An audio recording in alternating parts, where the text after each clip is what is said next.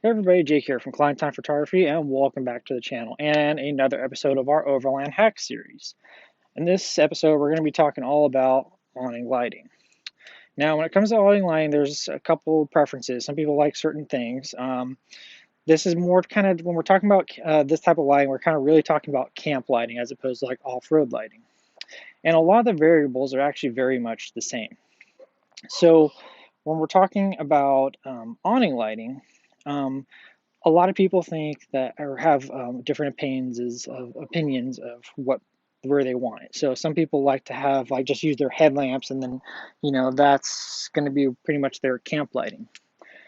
But here's the thing: is if you can do it right, if you can basically set up camp and already have your lighting set up, then it actually can very much work to your advantage. And that's really something I think that we really have perfected here with being able to not only set up our camp, but we also set up our lighting at the same time. It kind of knock out two birds with one stone, if that kind of makes sense.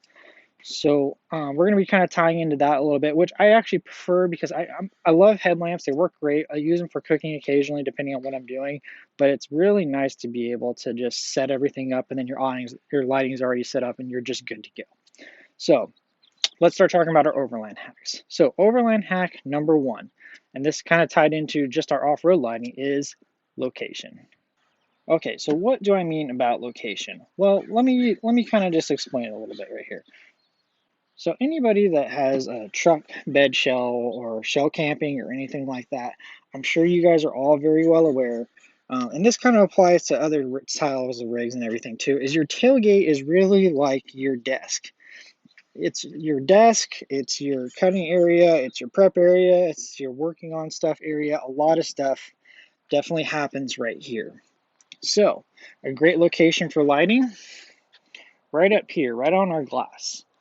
And then basically we ran our LED strip right here all the way across. So now I have plenty of lighting right here, and that's all good to go. Another thing we did, and this is just how we like to set up the truck, is usually right here, this is where I put the scuttle, and then this is kind of where I'm cooking, and then of course over here is all of my cooking stuff. So what I usually do as far as my prepping and everything goes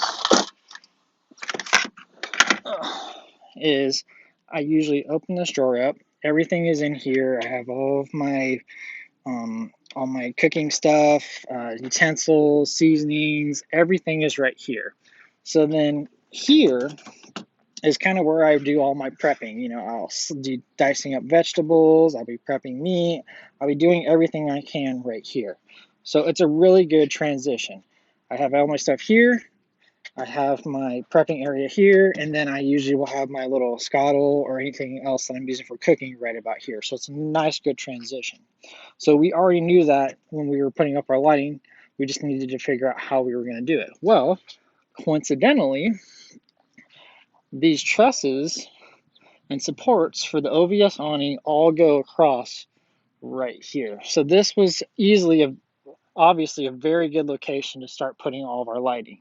So basically what we did is we just put everything all right here, and then literally it just comes down and then lights up this whole area.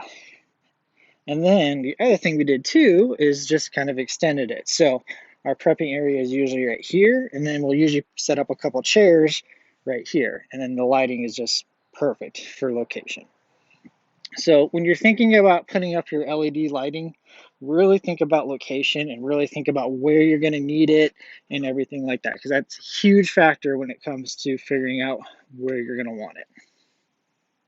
All right, so we talked about location. Next thing, overland hack number 2, and that is dimmer switch. And I'll show you what I mean right here. Alrighty, so let me just kind of show you what I mean here. So this is our setup right here. Right here is where I have our dimmer switch. And actually what I'll do is I'll post up a link to our link tree, and then there just click on the Amazon link, and then that'll take you to our electrical storefront, and then click on the electrical, and it'll have one of these here. And you get these on Amazon. I don't remember the price on them, but they definitely come in handy. But let me kind of show you the little walk around. I do know it's 3 wires to wire in, so they're actually really not that complicated to wire. So we went ahead and turn on our electrical, right? There's our LED strip lighting, right? There's all of our lights, right? But here's the awesome thing. Check this out. So I'm going to just point you guys up here at the lighting. You can increase the lighting and dim it down, which is actually really important. Now, a lot of people think, okay, well, why would you want to be able to do that? So here's the thing. Let's say you are, let's say you're cooking, right? So you're in the moment, you're cooking, you want to be able to see what you're doing and everything like that, right? So you want a lot of lighting at that particular moment, all right? So you turn up the dimmer all the way up to max, which these, I know it's during the daytime, but these LED strip lights are actually very bright. So when I was able to tweak them and everything like that, I really wanted to be able to put them on a dimmer switch and lower the intensity of them, which brings me to the dimming. So let's say as well, like let's say you're after dinner, right? So you're just, you're relaxed, you just ate, you're drinking some wine or whatever your beverage of choice is, and you want to just sit and relax, but you just want a little bit of lighting, just enough to kind of just light everything up around you so you can kind of see if you need to walk up and get something, but not a ton where it's kind of like blinding you. You just want to sit outside and just kind of enjoy the stars and everything like that, right? That's where the dimming switch comes into place, because you can dim these lights down to exactly that correct level that you really need.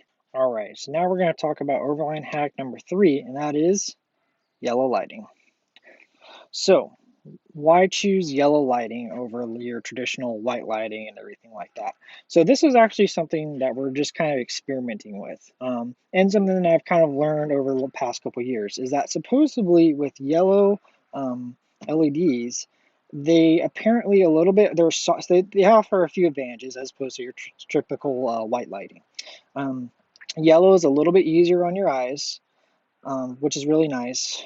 It's a little bit more of a natural light, if that kind of makes sense, and that really just kind of helps with your eyes and everything like that, if that kind of does make sense. And then the other thing is too is yellow lighting supposedly draws a lot less bugs, which is definitely really nice because the last thing you want is when you're cooking is to have a bunch of bugs swarming around you and everything like that. That is the what I've been told, and it seems to be holding pretty true. I've still been kind of running some tests with it and everything like that, but it seems to be holding true very well. We've gone on a couple trips and been using the LED lighting, and it does seem like they draw a lot less bugs. Only reason I know that is because I go out to the desert and think, oh, there's no bugs out here. Then some of the times with my white lighting that I used to have, I would turn them on and there'd be bugs out there, and I did not understand why. So obviously, if we can attract a little bit less bugs, then that's definitely going to make our lives a little bit easier. So yeah, yellow lighting. Alrighty, and Overland hack number 4, and you guys already might have guessed it, and that is to use LED strip lighting. Now, the reason I say this is because I've seen a couple different variations of people using different styles of lighting. I've seen the thing that people do where they will basically run the oh, what is it? They have like the copper wiring, and then they basically just kind of run it up this way, and then run along here, and then connect it here, and then they'll basically just kind of run it all the way around on all the awnings and everything like that. Not a bad idea, but the one thing I have noticed, and I did actually run that for a little while, just to kind of test it out and see how it worked. Couple problems. One with the copper line lighting is that it gets pinched very easily. So the problem with those copper lines is once they get pinched, it's very easy for them to break off. The pros to this is that these lights are literally all tied right into the trusses of our awning right here. So they literally just stay up here, and then I've had zero problems with them being up here. The other thing too is that with the LED strip lighting, if you get them the right stuff, they come with this double-sided, they have a layer of double-sided tape on the back of these. So they stick up here very nice and very clean.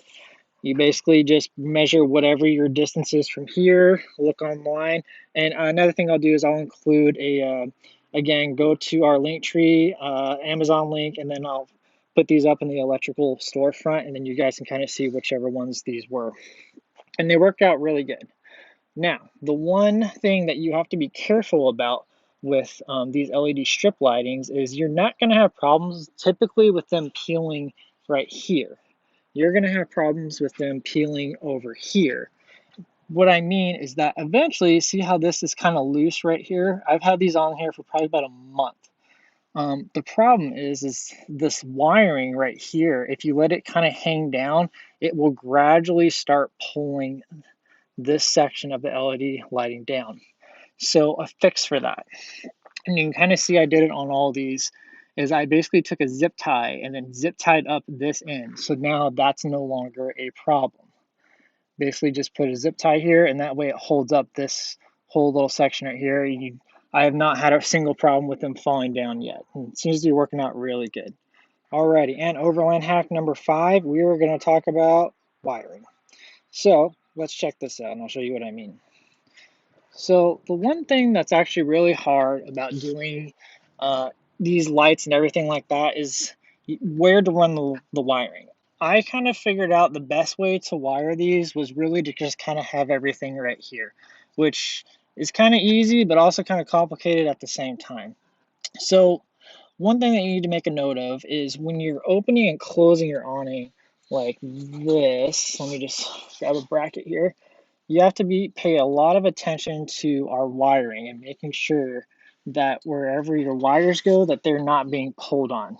So you see I left plenty of slack right here so that this can pivot. And really the only way that you can do this is really just to open and close your awning, do your wiring, try and figure out what you need, and open and close your awning like a bunch of times. Try and figure out where you might need a little bit more slack. You can see right when I close my awning, this all just kind of gets, all the slack kind of is good, and we are all set, right? So this is kind of right about where it would sit. So I got plenty of slack right here, it's not tight, and I got plenty of slack right here, and it's not tight, so we are all good to go. And this does take a little bit of patience and a little bit of ingenuity, but it is definitely possible. The other thing I recommend too, as far as wiring, make sure if you're using butt connectors, you put heat shrink over it. This you can usually get heat shrink at most of your hardware stores, but works really good. You basically just get it. You have to put the sleeve on obviously before you put on your butt connectors and tie everything together, and then you just basically heat it up with a heat gun and then it kind of melts it. This is important too because all this stuff is obviously going to be outside, exposed to the elements, so you want to have this as protected as you can possibly get it. The other thing I recommend with wiring is use some wire loom. This stuff I use, it's all braided wire loom. It actually is split loom. So you can actually, let me see if I can show you.